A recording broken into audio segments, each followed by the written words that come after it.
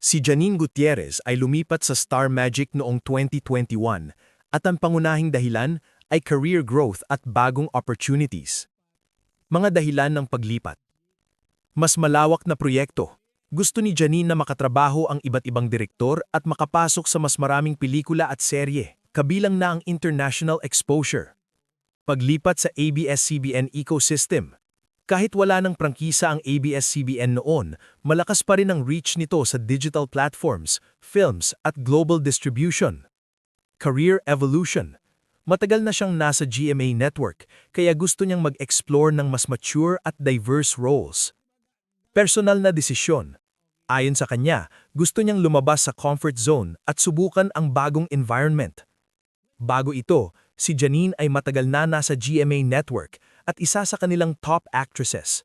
Ang paglipat niya ay isa sa mga biggest talent transfers sa showbiz noong panahong iyon. Para sa akin, ang paglipat ni Janine Gutierrez sa Star Magic ay isang strategic at matapang na move, hindi basta-basta desisyon. Sa industriya ng showbiz, mahalaga ang timing at opportunities. Kahit established na siya sa GMA network, makikita na gusto niya talagang mag-level up at mag-diversify ng roles. Hindi lahat ng artista handang iwan ang comfort zone nila, lalo na kung sigurado na ang career, pero ginawa niya. Anong ibig sabihin nito? Career growth mindset. Pinili niyang mag-risk para sa mas malaking exposure. Confidence sa sarili. Ibig sabihin, alam niyang kaya niyang makipagsabayan sa ibang talents sa bagong network. Shift sa industriya. Ipinapakita rin nito na hindi na ganoon ka-fixed ang loyalty sa networks ngayon. Mas importante na ngayon ang opportunities kaysa exclusivity. Overall take? Hindi ito controversial na issue, kundi isang professional move. Sa totoo lang, mas healthy ito para sa career niya dahil mas napapalawak ang range niya bilang artista. Kung titingnan mo ngayon, nagbunga naman, mas napansin siya sa iba't ibang klase ng projects. Kung ikaw, sa tingin mo ba tama ang ginawa niya o mas okay sana kung nanatili siya sa GMA? Ang balita tungkol sa paglipat ni Janine Gutierrez sa Star Magic ay isa sa mga mas pinag-uusapang showbiz developments noong mga nakaraang taon dahil hindi ito simpleng network transfer lang. Isa itong malinaw na halimbawa ng pagbabago sa takbo ng industriya ng entertainment sa Pilipinas. Kung titingnan sa mas malawak na perspektibo, ang ganitong hakbang ay nagpapakita kung paano nag-i-evolve ang showbiz landscape. Dati, napakalakas ng konsepto ng network loyalty, kung saan ang isang artista ay halos buong career na nakatali sa isang network tulad ng GMA Network o ABS-CBN. Pero sa kaso ni Janine, makikita na mas nangingibabaw na ngayon ang career flexibility at creative freedom kaysa traditional na exclusivity.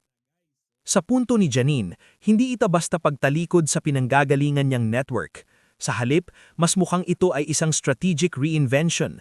Matagal na siyang napatunayan bilang mahusay na aktres, kaya natural na sa stage ng career niya ay hanapin niya ang mas challenging roles, mas varied na projects, at mas malawak na audience reach.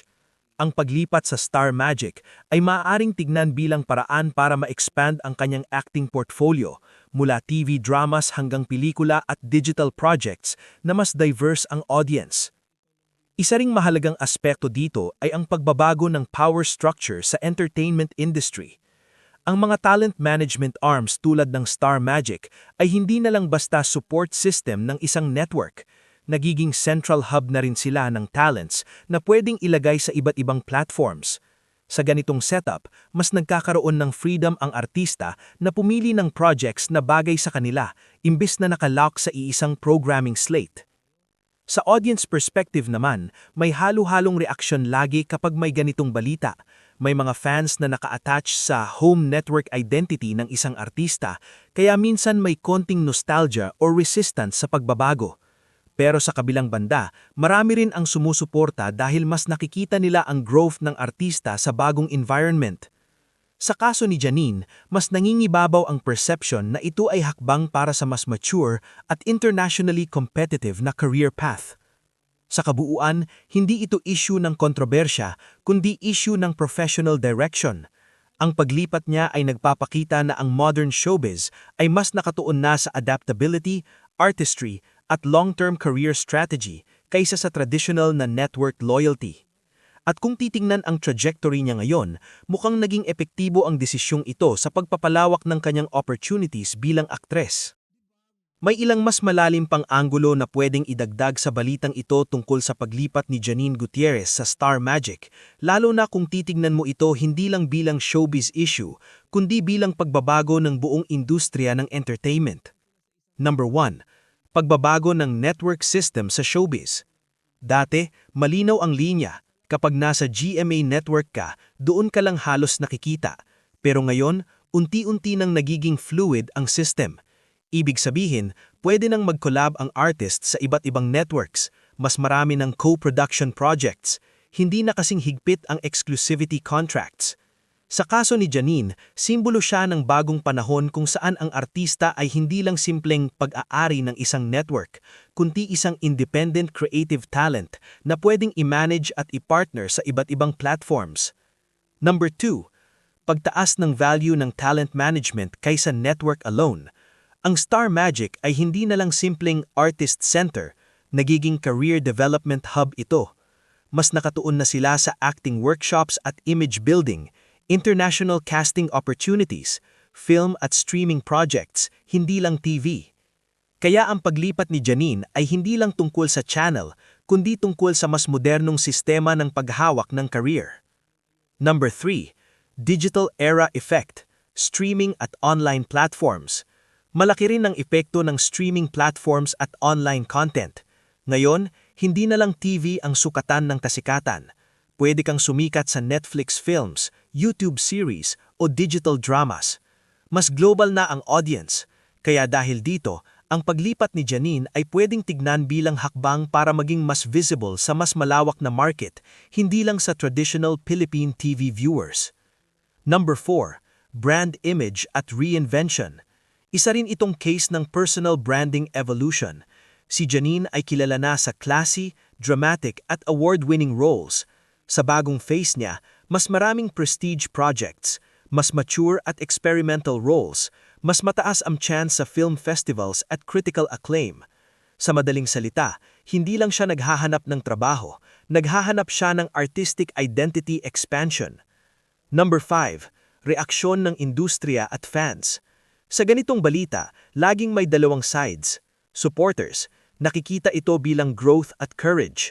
Traditional fans, may konting emotional attachment sa home network era. Pero sa mas modernong perspektibo, unti-unti nang nagiging normal na ang ganitong galaw, kaya hindi na ito kasing big deal tulad ng dati. Ang paglipat ni Janine ay hindi lang simpleng showbiz headline. Isa itong halimbawa ng pagbabago ng entertainment system, pag-angat ng artist independence, at paglipat mula TV-centered career papuntang multi-platform career. Kung tutusin, ito ay senyales na ang showbiz ngayon ay nas tungkol na sa saan ka nakakontrata, kundi ano ang kaya mong gawin at saan ka pwedeng umangat. Tawag dito, si Janine Gutierrez, guys. Lumipat. Okay, tingnan nyo. Lumipat sa Star Magic. Okay, hindi naman tayo against diyan, ano? Hindi tayo against diyan. But okay, sinasabi ko lang dito, bakit kaya siya lumipat sa Star Magic? Nagtatanong lang ako, anong meron? Bakit out of nowhere lumipat siya sa Star Magic? Meron bang nagsabi sa kanyang lumipat ka diyan? Meron bang, di ba, galing siya, guys, okay, sa LBD Artist Management. Okay, LBD.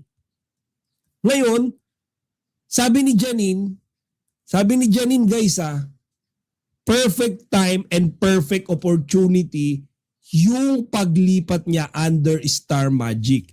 Alam naman natin, guys, Star Magic, yan yung top talent agency ng ABS-CBN and okay, kakasama niya dyan, under one management, si Kimi.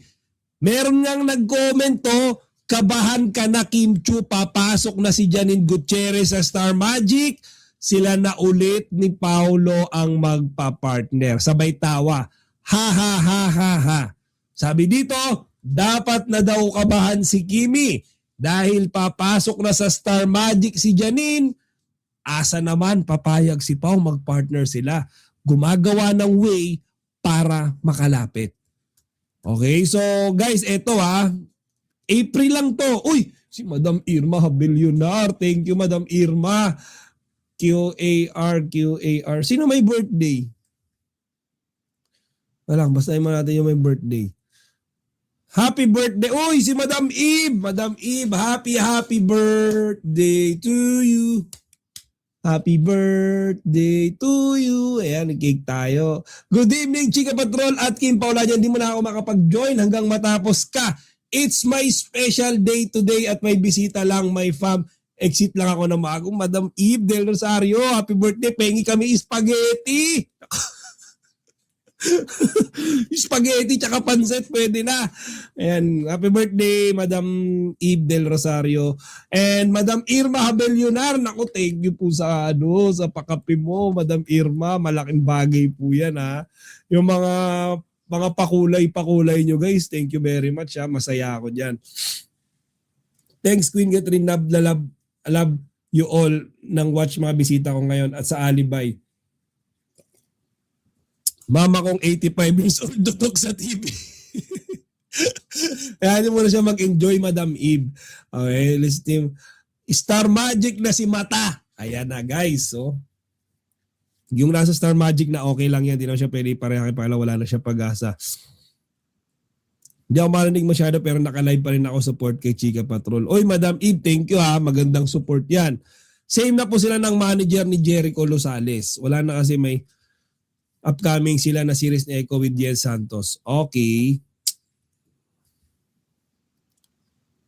Naniniwala double scene. Sabi ni Madam Susana Sexescon, di ako naniniwala naka-double kissing scene si Kim ni Nadine. Feeling ko pa-under ito ng Viva Films kasi may issue dati si Kim ni Echo na nabastos at may movie siya under Viva Films. Kimi pa rin, best si Kimi.